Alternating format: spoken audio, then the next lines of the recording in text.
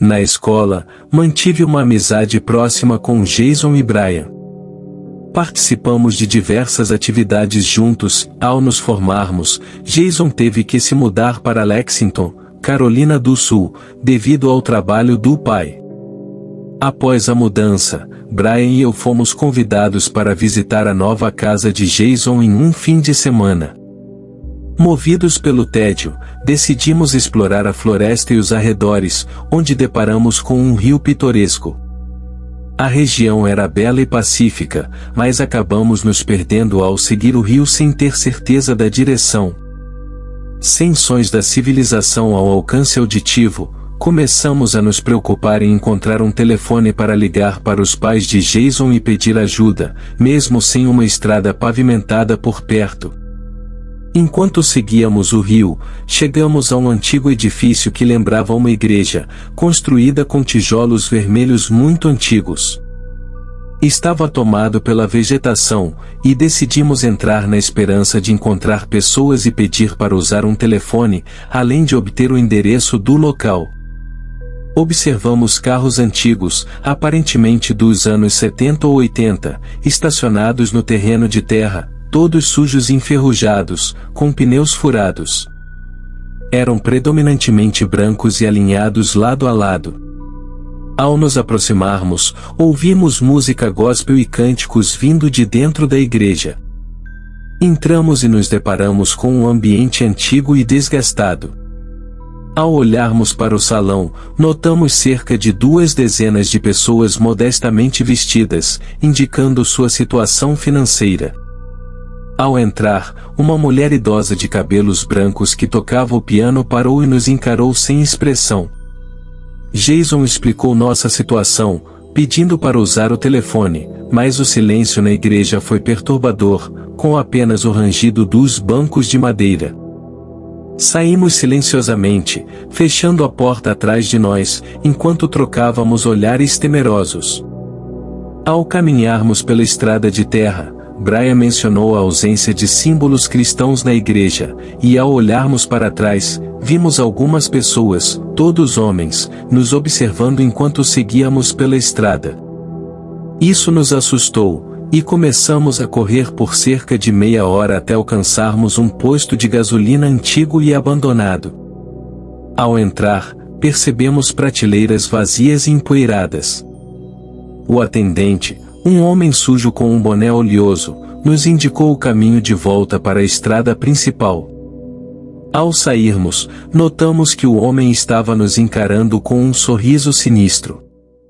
Seguimos as instruções do homem, retornando pela estrada até alcançar uma rodovia após caminhar no crepúsculo. Tentamos sinalizar para pessoas que passavam, sem sucesso. Felizmente, um policial parou para nos ajudar, alertando sobre a presença de pessoas estranhas naquelas florestas, descrevendo-as como algo parecido com bruxas enlouquecidas. Shane encontrava-se com a tábua Ouija guardada em seu armário, então resolveu trazê-la consigo. Fui o motorista para os 3, primeiro pegando James e depois Shane. Rumamos diretamente para a igreja, pois o caminho até a colina da igreja estava completamente bloqueado. Tivemos que estacionar à beira da estrada e caminhar a partir dali. Guiados por uma lanterna no início, seguimos o caminho até a colina da igreja, evitando chamar atenção. No topo, todos acenderam suas lanternas. A igreja encontrava-se cercada por bosques em praticamente todas as direções, com um estacionamento de cascalho ao lado. Já invadida várias vezes e coberta por grafites, a grande porta da frente estava entreaberta. 2 de nós tiveram que colaborar para abri-la, pois estava roçando no chão. No entanto, uma vez dentro, concentramos nossas lanternas para garantir que estávamos sozinhos. Era inegavelmente assustador estar naquele lugar durante a noite. Shane preparou a tábua Ouija e retirou 3 velas de sua mochila, sugerindo que isso adicionaria à experiência. As 3 velas foram dispostas em um triângulo ao redor da placa, e quando todas foram acesas, desligamos nossas lanternas. Agora, a única luz vinha das velas, criando uma atmosfera mais assustadora e desconfortável. Não conseguíamos ver mais do que cerca de 6 metros em todas as direções, então começamos a brincar com a tábua Ouija. Shan liderou a maioria das conversas. Embora não consiga recordar exatamente suas palavras, começou com as típicas perguntas clichês da tábua Ouija, como tem alguém aí? A placa começou a se mover, e rimos. Eu tinha certeza de que um deles estava brincando. Sinto que brincar com uma tábua Ouija entre amigos inevitavelmente envolve movimentos brincalhões na placa. Apesar disso, continuamos, e quem quer que estivesse movendo a placa soletrou algumas palavras. Enquanto isso acontecia, ouvimos um som estranho, como se algo estivesse se quebrando no altar da igreja. A melhor descrição seria o som de um grande pedaço de madeira se partindo ao meio. Foi alto e parecia ter sido feito por alguém. Todos reagimos pulando e corremos para iluminar nossas lanternas na direção do altar. Não havia ninguém lá, pelo menos que pudéssemos ver. Acredito que ambos estavam tão assustados quanto eu, mas o local era antigo e desgastado, então barulhos estranhos não pareciam tão incomuns. Continuamos. Cada um de nós fazia perguntas à tábua, mas ela não se movia mais. Creio que o som da quebra nos assustou, e agora estávamos levando a situação mais a sério. Isso persistiu até que outro som vindo da área do altar quebrou o silêncio novamente. Antes que tivéssemos tempo de iluminar novamente com nossas lanternas, algo pousou na tábua Ouija, fazendo todos saltarmos e gritarmos. Era uma pedra do tamanho de uma bola de golfe. Todos nós tínhamos as mãos na placa 2 segundos antes. Nenhum de nós poderia ter feito aquilo. Levantamo-nos e corremos para fora da igreja, deixando para trás a tábua Ouija e as velas. Descemos a colina e voltamos para o meu carro, temendo que estivéssemos sendo seguidos. Não ficamos por perto. Levei-os de volta à casa de James, onde ficamos no carro por meia hora, discutindo e tentando entender o que exatamente aconteceu. Shan, sendo muito religioso e supersticioso, estava convencido de que tínhamos entrado em contato com algum espírito. Eu não compartilho dessa crença, achando mais provável que houvesse outra pessoa na igreja conosco, o que também considero aterrorizante. Shan voltou à igreja no dia seguinte com James para recuperar sua tábua Ouija, e para tornar as coisas ainda mais estranhas, a tábua tinha desaparecido, mas as velas ainda estavam no lugar. Ao notarem que a tábua tinha sumido, decidiram sair imediatamente. Essa continua sendo a experiência mais assustadora da minha vida.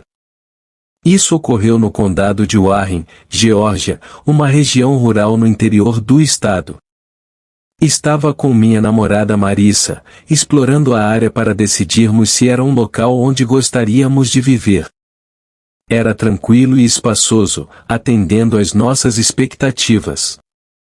Ambos éramos católicos, embora ela fosse mais assídua na igreja do que eu.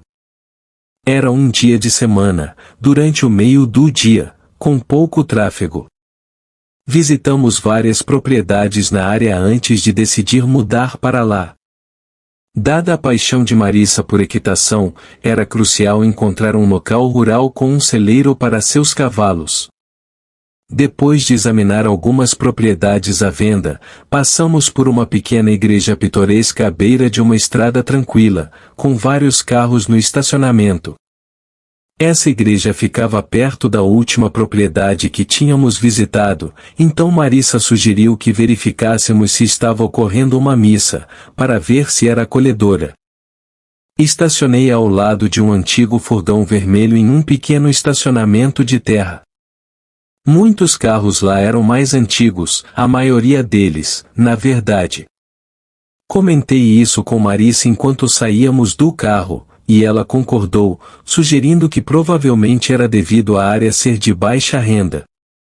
Abri a porta da igreja para nós e entramos. Por dentro, era pequena como esperávamos. Havia 5 fileiras de bancos, cada uma cortada ao meio pelo corredor central. Parecia haver pelo menos 20 pessoas lá, embora não parecessem mais velhas. Geralmente, em qualquer agitação, seja ela grande ou pequena, é comum encontrar pessoas mais velhas, mas, com base na observação de todos naquele lugar, aparentemente todos estavam na faixa etária dos 30 aos 40 anos. Dava a impressão de que todos estavam reunidos em silêncio para algum tipo de prece. Quando ocupamos os assentos no fundo, as pessoas mais próximas começaram a nos encarar, uma após a outra. À medida que os outros notavam os olhares, viravam-se para ver o que estava chamando a atenção e, em seguida, direcionavam seus olhos para nós. Marissa e eu nos entreolhamos, e nervosamente, retornamos o olhar para todos. A única coisa que conseguimos pensar em fazer foi sorrir, porém, nenhum sorriso foi retribuído. Em vez disso, recebemos olhares hostis, e ficou claro que ninguém naquela assembleia estava vestido de maneira apropriada para uma cerimônia religiosa. Aquela situação era intrigante. Foi nesse momento que percebi a ausência total de mulheres, exceto Marissa. Parecia que os olhares estavam mais direcionados a ela do que a mim. Um homem usando máscara, posicionado na frente da suposta igreja, próximo ao que presumi ser o altar, se aproximou e nos apontou, questionando quem os convidou aqui. Assumi a responsabilidade de responder, explicando que estávamos apenas passando e notamos que havia uma missa em andamento, então decidimos participar. Era evidente que o homem não era um padre, e aquilo definitivamente não era uma igreja católica romana. Ele ordenou: vocês precisam sair agora. Nesse momento, todos na igreja nos observavam. Eu disse a Marissa: vamos, querida, e nos levantamos, saindo apressadamente em direção ao carro. Não perdemos tempo no veículo ou deixamos imediatamente o estacionamento. Enquanto olhávamos pelo retrovisor, notamos alguém do prédio entrando em uma van no estacionamento. Parecia que eles não teriam chance de nos seguir, até que vimos aquela van cinza se aproximando no espelho. Marissa usou o GPS para nos guiar até o departamento do xerife do condado de Warren, dirigindo diretamente para lá. A van estava sempre atrás de nós, não colada, mas o suficientemente próxima para ser notada. Ao entrarmos no estacionamento da segurança pública, a van continuou na estrada. Quando desapareceu, seguimos para casa e evitamos completamente o condado de Warren. Era evidente que havíamos inadvertidamente ingressado em algum tipo de reunião de seita, mas as razões pelas quais fomos seguidos não ficavam claras, assim como o motivo de realizarem a reunião à luz do dia e não tomarem medidas de segurança mais rigorosas. Quanto à experiência anterior, quando eu era um escoteiro, nossas reuniões ocorriam sempre em uma escola primária católica, seja na academia ou em uma das salas adjacentes. Eu tinha cerca de 8 anos na época, e isso foi perturbador. Antes de explicar por que estou compartilhando essa história, deixe-me começar desde o início. Tudo começou alguns dias antes, quando eu estava na missa com minha mãe e meu irmão, como costumávamos fazer a cada 2 semanas. Normalmente, chegávamos atrasados e ocupávamos os assentos no fundo ou próximos às portas, dependendo da disponibilidade. Naquele dia, escolhemos o canto mais remoto do fundo. Minha mãe e meu irmão entraram primeiro no banco, e eu me sentei na ponta. Em algum momento durante a missa, percebi um homem mais velho com óculos e um bigode branco encostado na parede à minha esquerda, olhando para mim. Quando nossos olhares se encontraram, ele sorriu, e essa expressão estranha e assustadora que ele fez ao tentar ser engraçado ainda está vívida em minha memória. Apesar de ter 8 anos na época, não era uma criança pequena, e aquilo me pareceu estranho e desconfortável. Tentei evitar o olhar, mas ele continuava me encarando a cada poucos segundos. Quando olhei novamente, ele fez outra careta estranha, presumivelmente tentando ser engraçado, mas para mim, parecia estranho. Minha mãe percebeu na segunda vez e me cutucou no ombro, sussurrando para eu ignorá-lo. Provavelmente, ela também lançou um olhar desaprovador para ele. Na próxima vez que olhei naquela direção, o homem não estava mais lá, ele tinha se movido para outro lugar. Minha próxima lembrança daquela missa foi durante a comunhão. Ao retornar ao meu lugar, o homem estava de volta àquele mesmo local, me encarando e sorrindo constantemente até que eu chegasse ao meu assento. Minha mãe percebeu novamente, e como já tínhamos participado da comunhão, decidimos sair. Enquanto saíamos, minha mãe expressou sua desaprovação em relação à maneira como aquele homem nos observava, especialmente a mim. Agora, avancemos para o envolvimento dos escoteiros. No final de algumas de nossas reuniões, costumávamos realizar pequenos concursos ou jogos divertidos. Naquele dia em particular, estávamos envolvidos em uma caça ao tesouro. Os itens da lista estavam todos relacionados ao universo dos escoteiros, como um kit de primeiros socorros, uma corda, uma lanterna, entre outros. Divididos em 2 times, cada um com uma cópia da lista, competíamos para encontrar a maioria dos itens. Exploramos áreas que iam do ginásio até a cantina e algumas salas adjacentes. Eu corria por corredores e salas que desconhecia, em busca de qualquer item da lista, mas não tinha muita sorte. Acabei em um corredor estreito nos fundos da cantina, próximo à cozinha. Nesse corredor, havia um freezer de sorvetes cheio de picolés. Ao olhar dentro, não encontrei nenhum item da lista. Decidi, então, pegar furtivamente um dos picolés. Enquanto o fazia, ouvi a voz de um homem à minha direita. Olhei e reconheci o homem da igreja alguns dias antes, caminhando em minha direção e sorrindo. Ele comentou algo como: "Não deixe que eles vejam você pegando isso", fechou a porta do freezer, segurou minha mão e disse que havia tratamentos melhores nos fundos, onde as crianças não eram permitidas. Retirei minha mão rapidamente e tentei me afastar, assustado. Dessa vez, ele segurou meu pulso com força. Virei para ele, e ele sussurrou: "OSHH, acalme-se". Gritei por socorro, e ele soltou minha mão, pedindo que eu parasse. Corri de volta para o ginásio e relatei ao líder dos escoteiros o que havia acontecido. Felizmente, meu líder dos escoteiros era uma pessoa atenciosa e gentil, provavelmente porque era pai, e ele compartilhou a situação com minha mãe.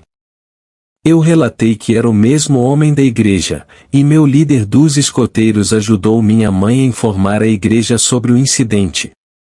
Descobriu-se que esse homem trabalhava para a igreja e morava nas instalações, explicando sua presença lá. O que me perturba, no entanto, é que surgiram acusações contra ele de pais de um coroinha, alegando que ele havia agido de maneira inadequada. Consigo imaginar o que ele planejava fazer se eu o seguisse até o local para onde estava tentando me levar. Não sei o que aconteceu com ele, se foi para a prisão ou não, mas sei que a igreja cortou todos os laços com ele após o incidente.